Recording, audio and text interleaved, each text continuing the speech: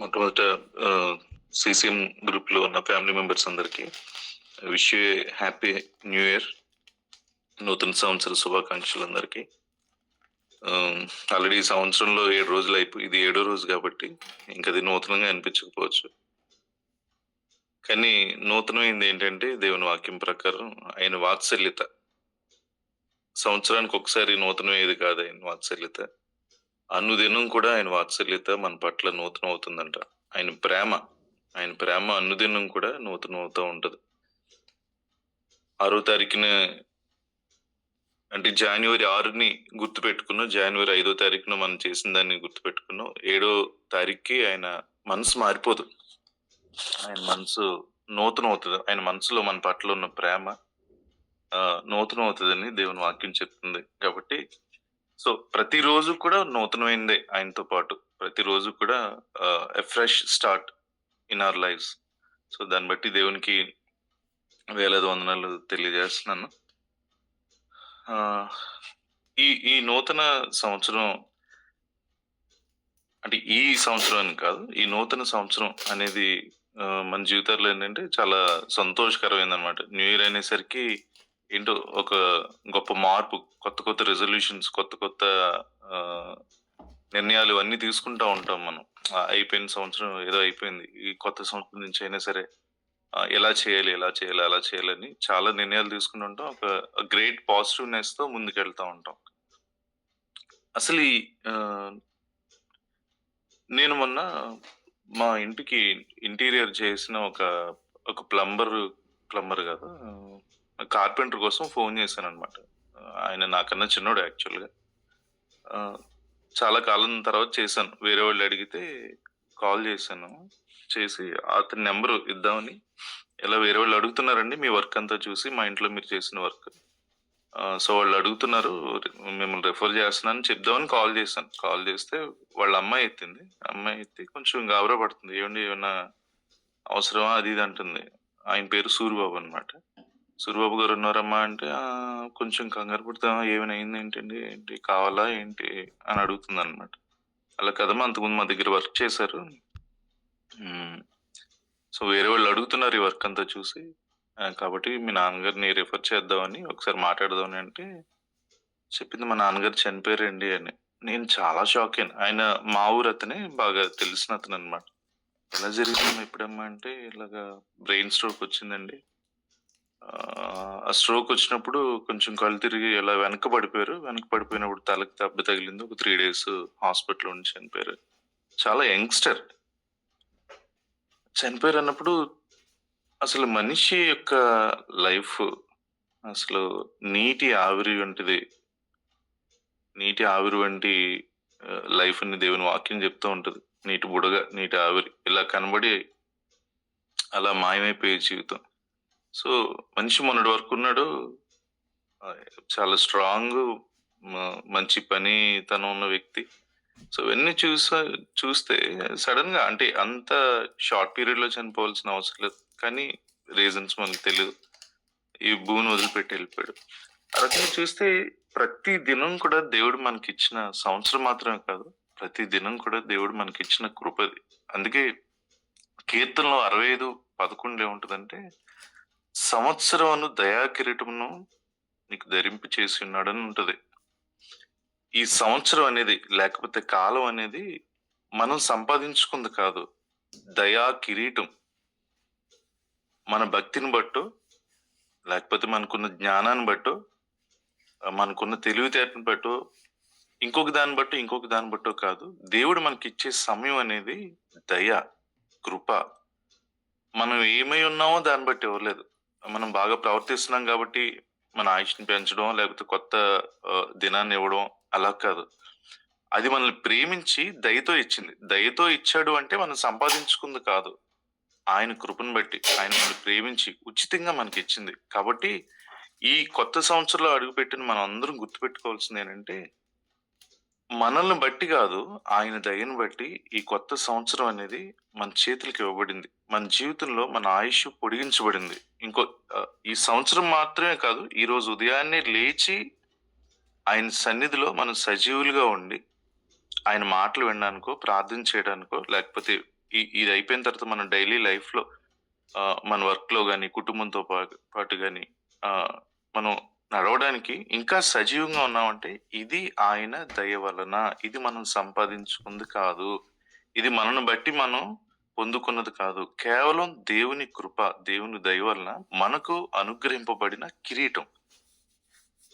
అక్కడ దయతో ఇవ్వబడిందని చెప్తే సరిపోను. కానీ కిరీటం అని ఎందుకన్నాడంటే, దేవుడు ఈ అత్యంత విలువైన ఈ సమయాన్ని మనల్ని ఘనపరచడానికి ఇచ్చాడు. అంటే దేవుడు మన చేతుల్లో పెట్టిన ఈ సమయం మనకు ఘనత. మనకంటే జ్ఞానులు, మనకంటే బలవంతులు, మనకంటే లోకంలో ఉన్నతమైన వ్యక్తులు ఈ రోజుని చూడని వాళ్ళు చాలా మంది ఉన్నారు. కానీ ఈ సమయం అనేది మనం పొందుకున్నాం అంటే అది గొప్ప ఘనత. కిరీటం ఘనతకు సూచన కదా! సో ఈ సమయంలోకి మనం అడుగు పెట్టామంటే దేవుడు మనల్ని ఘనపరుస్తున్నాడు. దేన్ని బట్టి అంటే ఆయన దయ వల్ల. ఈ సమయంలోకి మనం వచ్చామంటే ఆయన కృప వల్ల. అంతేకాదు దేవుడు మనల్ని హానర్ చేస్తున్నాడు ఈ సమయంతో. అంటే ఆ సమయాన్ని మన జీవితంలోకి ఈ 2026 అనే సంవత్సరాన్ని మన జీవితంలోకి మనల్ని ఘనపరచడం కోసం ఆయన మనల్ని ప్రేమిస్తూ మనకిచ్చిన ఈ సమయం అన్నమాట. కాబట్టి దేవుడిచ్చిన ఈ సమయాన్ని ఎలా వాడుకోవాలి? ఎలా దీన్ని ఈ 2026 సంవత్సరాన్ని లేకపోతే అంతవరకు వద్దు. కంప్లీట్‌గా ఈ మిగతా సంవత్సరాంతం వరకు వద్దు. ఈ దినాన్ని ఎలా వాడుకోవాలి?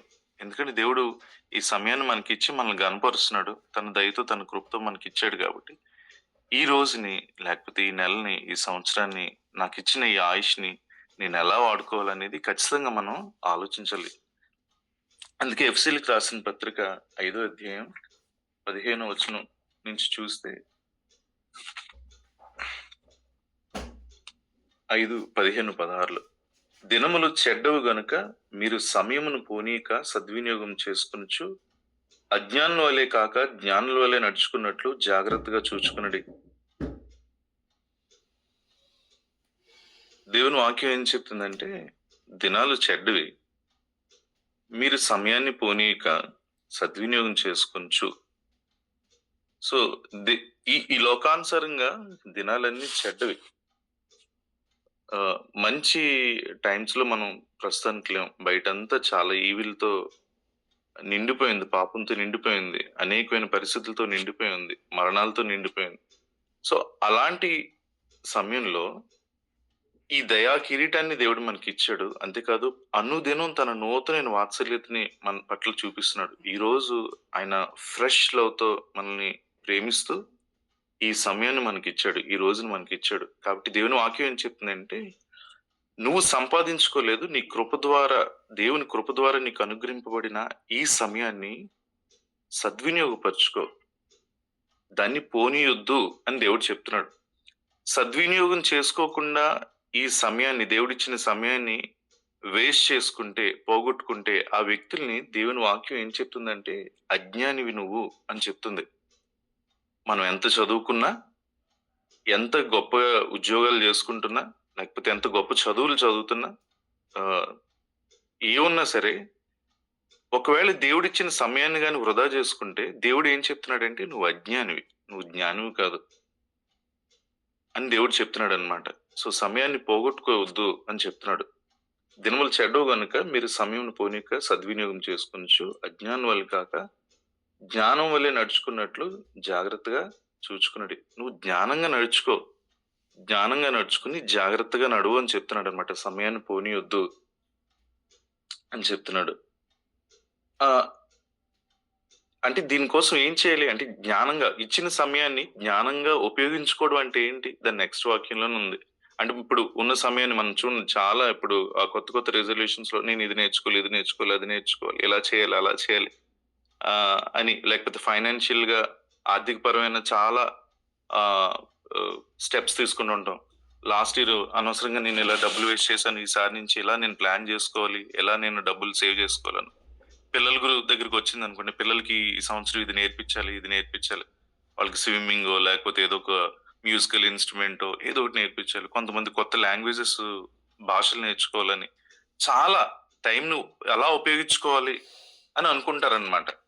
సో ఉన్న దాన్ని అలా ఉపయోగించుకోవడం మంచిదే. కానీ దేవుని వాక్యానుసారంగా ఆత్మీయంగా మనం చూస్తే సద్వినియోగపరుచుకోవడం అంటే 17వ వచనంలో ఉంటుంది చూడండి. ఇందు నిమిత్తం మీరు అవివేకులు కాక ప్రభు యొక్క చిత్తమేమిటో గ్రహించుకొనుడి.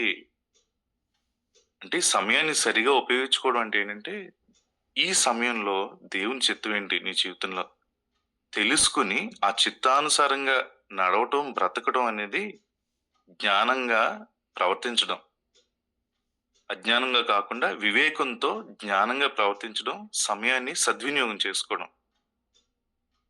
లోకానుసారంగా ఈ 24 గంటలు, ఈ రోజులో ఇచ్చిన 24 గంటల్ని అసలు ఎక్కడ కూడా ఒక్క టైం కూడా లోకానుసారంగా చెప్తున్నాను. ఒక్క నిమిషం కూడా టైం వేస్ట్ చేయకుండా లోకానుసారంగా దాన్ని మనం వాడుకుంటే, దాన్ని జ్ఞానంగా నేను వాడుకున్నాను, నేను జ్ఞాని అనుకుంటే అది పొరపాటు అవుతుంది. దేవుని వాక్యం ఏం చెప్తుందంటే, దేవుని చిత్తం ఏంటో తెలుసుకోండి అని గ్రహించండి అని చెప్తున్నాడు అనమాట. లోకానుసారంగా దీన్ని వాడుకుంటూ దేవుని చిత్తానుసారంగా మనం లేకపోతే అజ్ఞానంలో ఉన్నట్టే. ఎందుకంటే ఈ సమయాన్ని ఇచ్చింది లోకం కాదు, ఈ సమయాన్ని ఇచ్చింది దేవుడు. సమయాన్ని దయా కిరీటంగా మనకి ధరింపు చేశాడు. నూతనమైన వాత్సల్యంతో మనల్ని ప్రేమిస్తున్నాడు. కాబట్టి ఈ సమయాన్ని ఇచ్చిన దేవుని చిత్తం మన జీవితంలో తెలుసుకోకుండా, చిత్తానుసారంగా బ్రతకకుండా కేవలం లోకానుసారంగా ఈ సమయాన్ని కానీ వాడుకుంటే ఇంకా మనం అజ్ఞాన దశలోనే ఉన్నట్టు. కాబట్టి జ్ఞానంతో, వివేకంతో ప్రభు చిత్తం ఏంటో తెలుసుకోండి అని దేవుని వాక్యం చెప్తుంది. ప్రకటన గ్రంథంలో చూస్తే 24 మంది పెద్దల గురించి అక్కడ రాయబడి ఉంటది. ప్రకటన 4వ అధ్యాయం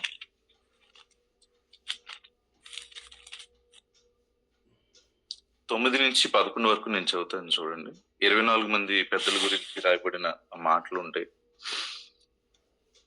ఆ సింహాసనం మందు ఆసీనుడై ఉండి యుగ యుగములు జీవించిన వానికి మహిమయు ఘనతయు కృతజ్ఞతా స్తుతులను కలుగును గాకని ఆ జీవులు కీర్తించుచుండగా ఆ 24 పెద్దలు సింహాసనం మందు ఆసీనుడై ఉండి వాని ఎదుట సాగిలపడి యుగ యుగములు జీవించిన వానికి నమస్కారం చేయుచు, ప్రభువా మా దేవా, నీవు సమస్తమును సృష్టించితివి, నీ చిత్తమును బట్టి అవి ఉండెను, దానిని బట్టి సృష్టింపబడిన గనుక నీవే మహిమ ఘనత ప్రభావమును పొందు అర్హుడు అని చెప్పుచు తమ కిరీటములను ఆ సింహాసనం ఎదుట వేసిరి. ఆ 24 మంది పెద్దలునంట దేవుని గణపరుస్తూ, సమస్త సృష్టి కూడా నువ్వే సృష్టించావు, నీవే గనుడివి, నీకే సమస్త మహిమ ప్రభావం అని చెప్తూ తమ కిరీటాలని ఆ సింహాసనం ఎదుట వేశారంట. అంటే ఈ కిరీటం అనేది చాలా పెద్ద గొప్ప సంగతి ఏం కాదు ప్రభువా నీ ముందు. ఎందుకంటే నువ్వు మహిమ పొందుకోవాల్సిన వ్యక్తివి, నీకే ప్రభావం ఆరోపించాలి మేము. సమస్త సృష్టికి దీనంతటికి కారణం నువ్వే అని ఆ తల మీద వాళ్ళ ఘనతకి కారణమైన ఆ కిరీటాన్ని తీసి ఆయన సింహాసనం ఎదుట ఆయన కాళ్ళ దగ్గర పెట్టేశారంట. కాబట్టి మనకి ఇచ్చిన ఈ కిరీటాన్ని, నూతన వత్సరమైన కిరీటాన్ని, సంవత్సరమైన కిరీటాన్ని మనం ఏం చేయాలంటే తిరిగి మళ్ళా ఆయన కాళ్ళ దగ్గరే, ప్రభువా నువ్వు ఇచ్చిన ఈ సమయం, నువ్వు ఇచ్చిన, లేకపోతే సమయం మాత్రమే కాదు, నా జీవితంలో నువ్వు ఇచ్చిన ఈ సమయం, తలాంతులు, లేకపోతే ధనం, ఏమి ఇచ్చావో అదో, అంటే నా జీవితంలో నేను ఏం కలిగి ఉన్నానో అది. ఎందుకంటే ఇదంతా ఇచ్చింది నువ్వు, ఇంక్లూడింగ్ సమయంతో పాటు. నేనేమై ఉన్నానో అది నీ కృప వలన ప్రభువా. కాబట్టి నేను ఏదైతే నా జీవితంలో గంతగా నేను ఎంచుకుంటున్నానో, ఏదైతే నా జీవితంలో నేను కలిగి ఉన్నానో, ఇదిగో ప్రభువా నీ కాళ్ళ దగ్గర పెడుతున్నాను, నీ సింహాసనం ముందు పెడుతున్నాను, నీకే సమస్త ఘనత మహిమ ప్రభావాలు ఆరోపిస్తున్నానని తిరిగి ఆయన సన్నిధిలో, ఆయన పాదాల దగ్గర పెట్టడం గొప్ప జ్ఞానయుక్తమైన నిర్ణయం. జ్ఞానంతో, అంటే సమయాన్ని పోనీక సద్వినియోగం పరుచుకోమన్నాడు కదా, అజ్ఞానుల వల్ల కాక జ్ఞానుల వల్ల. నిజంగా మనం జ్ఞానయుక్తమైన వ్యక్తులు, జ్ఞానం కలిగిన వ్యక్తులు అయితే దేవుడిచ్చిన సమయాన్ని, ఈ జీవితాన్ని, మన జీవితంలో ఆయన ఇచ్చిన ప్రతి ఆశీర్వాదాన్ని తిరిగి ఆయన దగ్గర పెట్టడం అనేది గొప్ప ధన్యత. అది దేవుడు నీ జీవితంలో, నా జీవితంలో ఏమిచ్చాడు, అన్నిటికంటే విలువైంది సమయం, లేకపోతే ధనం, లేకపోతే మనకి ఇచ్చిన ఆ టాలెంట్స్, మన లైఫ్ అంతటిని తిరిగి ఆయన కొరకు వాడడం అనేది దేవుడి దృష్టిలో చాలా ఉత్తమమైంది. జ్ఞానంతో నడుచుకునేదన్నమాట. మనం దేవుని సన్నిధిలో పెట్టే ఆ సమయం పెట్టుబడి, అదొక మన జీవితానికి పెట్టుబడి, మన కుటుంబానికి పెట్టుబడి అది. ఆయన సన్నిధిలో మనం మోకరించి ప్రార్థించి, అంటే దేవుడిచ్చిన ఈ 24 గంటల్లో కొంత సమయం ఆయనతో గడపడం అనేది ఆత్మ సంబంధమైన పెట్టుబడి, పరలోక సంబంధమైన పెట్టుబడి. అది ఖచ్చితంగా ఫలిస్తది. మన కుటుంబం గురించో, పిల్లల గురించో, సంఘం గురించో, చుట్టుపక్కల ఉన్న వాళ్ళ గురించో, లేకపోతే మన వ్యక్తిగత జీవితం గురించో ఆయన సన్నిధిలో కూర్చుని మనకిచ్చిన సమయాన్ని ఆయన సన్నిధిలో గడపడం అనేది పరలోక సంబంధమైన పెట్టుబడి. మీరు ఇంకా ఎక్కడెక్కడ పెట్టుబడి పెట్టినా సరే నష్టపోతారేమో కానీ, పరలోకం సంబంధమైన విషయాల్లో పెట్టుబడి పెడితే ఎప్పటికీ కూడా నష్టపోం. అది ఎప్పుడు కూడా సక్సెస్ఫుల్గా రన్ అయ్యేదే. సో మనం నిజంగా ఫలించేవారుగా, నిజంగా ఈ ఇచ్చిన సమయంలోంచి మనం బెనిఫిట్ పొందేవాళ్ళుగా, ఆశీర్వదింపబడిన వ్యక్తులుగా ఉండాలి అంటే మనకిచ్చిన సమయాన్ని ఆయన సన్నిధిలో మనం తిరిగి ఆయన పాదాల దగ్గర పెట్టాలి. ఆయన సన్నిధిలో గడపాలి. ఆయనతో పాటు మనం నడవాలి. మన సహవాసం అయితే తండ్రితోనూ, కుమారునితోనూ, పరిశుద్ధాత్మ దేవునితోనూ అని ఉంటది. సహవాసం చేయాలంటే, ఆయనతో నడవాలంటే సమయాన్ని కేటాయించాలి కదా. సో మనకిచ్చిన ఈ సమయాన్ని, అయితే ఈ నూతన వత్సరాన్ని, నూతన సంవత్సరాన్ని ఆయన సన్నిధిలో గడుపుతూ, మిగతా మన పనులన్నీ మనం చేసుకుంటూ, ఉద్యోగాలు చేసుకుంటూ, చదువులు చదువుతూ, కుటుంబాన్ని చూసుకుంటూ, కానీ మంచి సమయాన్ని ఆయన సన్నిధిలో పెట్టుబడి కింద పెడితే, పెట్టుబడి అంటే ఏదో స్వార్థం కొద్ది కాదు, పెట్టుబడి అనే మాట నేను వాడుతున్నా.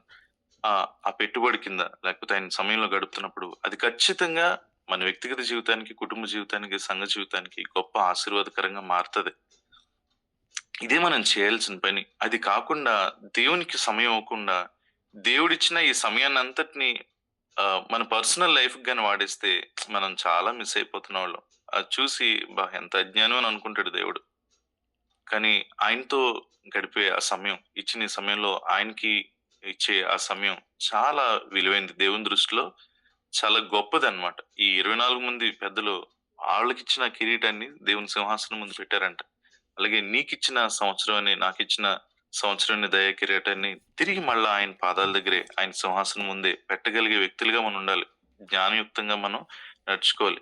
కొలసీలకు రాసిన పత్రిక ఈ సమయాన్ని ఇంకొక రకంగా కూడా వాడమని దేవుడు ఎలా చెప్తున్నాడంటే, కొలసీలకు రాసిన పత్రిక 4వ అధ్యాయం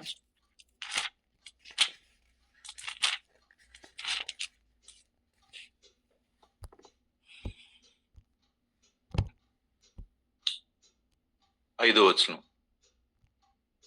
కొలసీలకు రాసిన పత్రిక 4వ అధ్యాయం 5వ వచనం. సమయము పోనీక, మళ్ళా ఇక్కడ సమయం గురించి చెప్తున్నాడు. సమయాన్ని పోనీయొద్దు అని చెప్తూ సద్వినియోగం చేసుకొనొచ్చు, సంగమునకు వెలుపటి వారి ఎడల జ్ఞానము కలిగి నడుచుకునుడి.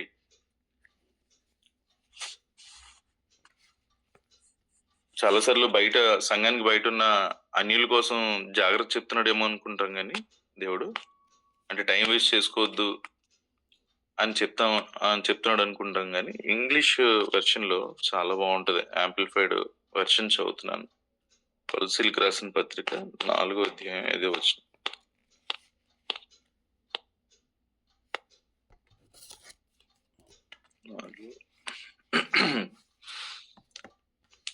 Conduct yourself with wisdom in your interactions with outsiders, non-believers అని ఉంటుంది.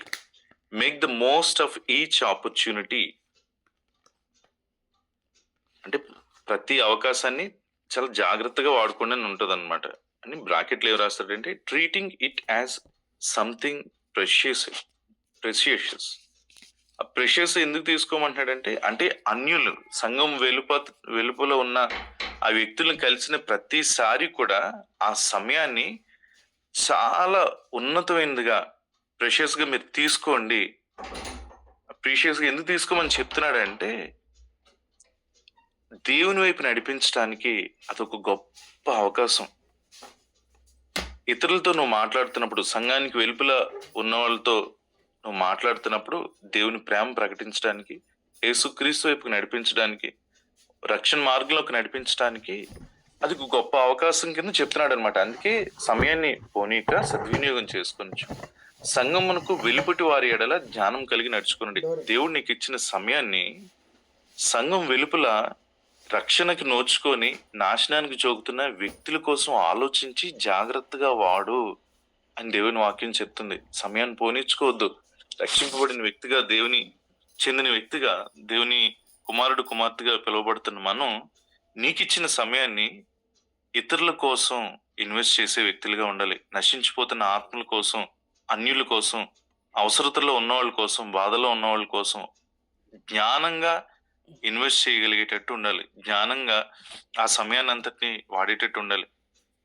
మీకు ఒక ఎగ్జాంపుల్ చెప్తాను. మా చర్చిలో ఒక అన్న ఉన్నారనమాట. ఆయన ఆర్టీసీ కండక్టర్. ఆయన ఆర్టీసీ కండక్టర్ జాబ్ ఎలా ఉంటుందో మీరు ఒకసారి ఆలోచించండి. ఉదయాన్నే బస్సు ఎక్కితే మళ్ళీ కూర్చోడానికి కూడా ఉండదు. లాంగ్ సర్వీసెస్ కూడా కాదు, సిటీ సర్వీసెస్. అసలు సిటీ సర్వీస్ అంటే 50 సీటింగ్ అయితే 80 మంది ఉంటారు బస్సులో, 80-90 మంది ఉంటారు. సో అక్కడ కండక్టర్ కూర్చోడానికి ఏముండదు. ఉదయం ఎక్కితే సాయంత్రం వరకు వాళ్ళు నిలబడి ఉండడమే ఆ టికెట్లు ఇస్తూ. ఒళ్ళంతా అలిసిపోతుంది అనమాట, పచ్చి పుండి అయిపోతుంది అలా. సో ఆయన డ్యూటీ దిగిన వెంటనే ఇంటికి వచ్చి, మామూలుగా డ్యూటీ దిగిపోయిన వెంటనే ఇంటికి వచ్చి రిలాక్స్ అయ్యి ఓ టీ తాగి ఏదో ఫ్యామిలీతో పాటు ఉండొచ్చు, లేకపోతే ఆయన పర్సనల్ ఏదైనా చేసుకోవచ్చు. అది యాక్చువల్గా అది యాక్సెప్టబుల్, అంత లోకం అంతా చేసేది. కానీ నేను వచ్చిన వెంటనే వాళ్ళ అపార్ట్మెంట్ వాచ్మెన్, ఆ అన్న పేరు కోటి అనమాట, వాచ్మెన్ పేరు, అతను పట్టుకునేవాడంట. పట్టుకుని కోటి అలా టీ తాగడానికి వెళ్దాం పదా అంటే, అతను ఇస్త్రీ కూడా చేస్తాడనమాట, ధోబీ కూడా ఆయన, ఎవరు కోటి అనే వ్యక్తి. అలా వెళ్దాం, టీకి వెళ్దాం పదా అని ఆ కిందనే, మళ్ళీ పైకి కూడా వెళ్ళేవాడు కాదంట. డ్యూటీ నుంచి ఇలా దిగిన వెంటనే ఆ కోటిని పిలిచి టీ తాగుదాం పదా అని అలా తీసుకుని వెళ్ళి టీ తాగించి అక్కడ ఏదో కాసేపు మాట్లాడి, నూడిల్స్ తింటావా నూడిల్స్ ఇప్పించి, ఇదంతా ప్రేమతోనే, మళ్ళా ప్రేమ లేకుండా కాదు. సో ప్రేమతో అనమాట పిలిచి అక్కడ కాసేపు నార్మల్ ఇంటరాక్షన్, ఎలా ఉన్నావు ఏంటి ఫ్యామిలీ ఇదంతా అలా చెప్తూ, తన జీవితంలో దేవుడు ఏం చేశాడో చెప్తూ, ఈ పరిస్థితులు, తనకి కోటి అన్న వ్యక్తికి హెల్త్ కొంచెం బాగుండేది కాదనమాట. ఇలా యేసుప్రభు ఇలా చేస్తాడు, ఇలా చేస్తాడు, ఇలా చేస్తాడు అని చెప్పుకుంటూ వచ్చి అలా అలా అలా అలా అలా అలా అలా సువార్త చెప్పడం మొదలుపెట్టాడు. చెప్పగా చెప్పగా చెప్పగా ఒకనొక రోజు ఆ కోటికి తన జీవితంలోనే దేవుని అవసరత వచ్చిందనమాట. సో ఇప్పుడు ఇవన్నీ చెప్పినవన్నీ ఆయనకి అప్పుడు గుర్తొచ్చి, యేసుప్రభు నువ్వు నిజమైన దేవుడు అయితే ఇది నా పరిస్థితి, దానిలోంచి విడుదల చేయంటే వెంటనే టప్పని ఆ పరిస్థితిలోంచి విడుదల పొందాడు, స్వస్థత పొందాడు. యేసుక్రీస్తే నిజమైన దేవుడు అని భయంకరమైన విగ్రహారాధన చేసే ఆ వ్యక్తి ఆ రోజే విగ్రహాలన్నీ పక్కన పెట్టి, ప్రభా నువ్వే నా దేవుడు అని యేసుక్రీస్తుని సొంత రక్షకుడిగా అంగీకరించాడు. సో దీని అంతటికి కారణం ఏంటంటే, ఈ డ్యూటీ నుంచి వచ్చిన వ్యక్తి తనకి మిగిలిన ఆ సమయాన్ని కరెక్ట్ గా సద్వినియోగపరుచుకున్నాడు. సంఘానికి వెలుపులో ఉన్నవారి గురించి జ్ఞానంగా ఆయన వాడాడు కాబట్టి ఒక ఆత్మను రక్షించాడు. తన మాత్రమే కాదు, తన భార్య, ఇప్పుడు పిల్లలు అందరూ కూడా. ఇప్పుడు కోటి అనే ఆ బ్రదరు చర్చ్ లో ఆ వర్షిప్ లో మెయిన్ సింగర్ అన్నమాట. ఇదంతా ఎలా జరిగింది? ఒక వ్యక్తి తనకిచ్చిన సమయాన్ని సరిగా సద్వినియోగపరుచుకున్నాడు. లోకం ఏం చెప్తుందంటే, అరే ఇంటికి వచ్చిన తర్వాత నువ్వు భార్య పిల్లలతో ఉండాలి కదా, నువ్వు హ్యాపీగా రెస్ట్ తీసుకోవచ్చు కదా, నువ్వు ఎందుకు ఇదంతా అంటే, లోకానుసారంగా అది వేస్ట్ గా అనిపించవచ్చు. కానీ దేవుడు చెప్తున్నట్టు ఆ అన్న పేరు స్టీవెన్ అన్న. ఆ స్టీవెన్ అన్న నిజంగా సద్వినియోగపరుచుకున్నాడు. ఉన్న సమయాన్ని సద్వినియోగపరుచుకున్నాడు. దాన్ని వేస్ట్ చేసుకోలేదు, సమయాన్ని పోనీయలేదు. దేవుడు తనకి ఇచ్చిన పనిని, తనకి ఇచ్చిన ఈ దయా కిరీటం అనే సంవత్సరాన్ని, లేకపోతే ఆ సమయాన్ని, నూతన వాత్సల్యంతో ఇస్తున్న ఆ దినాన్ని కరెక్ట్ గా ఉపయోగించుకున్నాడు. కాబట్టి కొన్ని ఆత్మల్ని క్రీస్తు వైపుకు నడిపించగలిగాడు, కొన్ని ఆత్మల్ని రక్షించగలిగాడు అనమాట. సో దేవుడు మనకిస్తున్న ఛాలెంజ్ ఇది. లేకపోతే దేవుడు మనకు ఛాలెంజ్ కంటే దేవుడు మనకిచ్చిన బాధ్యత, కృప. ఎందుకంటే మనం పొందుకున్న సమయం కాదు ఇది, ఆయన కృపతో ఆయన దయతో మనకి ఇచ్చాడు.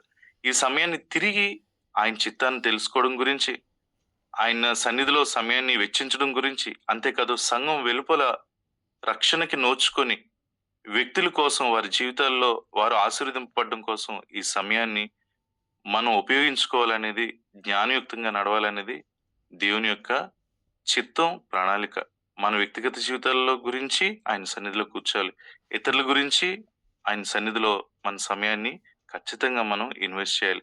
సో, ఇలాంటి జీవితం మనం జీవించాలి. మన సమయాన్ని సద్వినియోగపరుచుకొని దేవునితో పాటు నడుస్తూ హానోకు 300 సంవత్సరాలు దేవునితో నడిచినవంటే ఇదే మరి. దేవుని గురించి నడవడం, దేవుని పనుల్లో, దేవుని విషయాల్లో తన సమయాన్నంతటిని వాడడం. కేవలం ఆహ్, దేవుడిచ్చిన దాన్ని ఆస్వాదిస్తూ మన వ్యక్తిగత జీవితాల కోసం మన విశ్వాసాన్ని వాడుకోవడం కాదు. దేవుడిచ్చిన ఈ జ్ఞానాన్ని, లేకపోతే దేవుడిచ్చిన ఈ తలాంతుల్ని, దేవుడిచ్చిన సమయాన్ని ఇతరుల కోసం వాడుతూ, దేవుని కోసం పనిచేస్తూ, అనేక ఆత్మలు రక్షించడం, దేవుని చిత్తాన్ని గ్రహించడం. అది correct utilisation of time. So, ఇలాంటి కృప, ఇలాంటి ఈ సమయాన్ని సరిగా వాడుకునే కృప దేవుడు మనందరికీ ఇచ్చునుగాక. దేవుడి వాక్యాన్ని మన వినికిడిలో దీవించునుగాక. Thank you brother. Amen.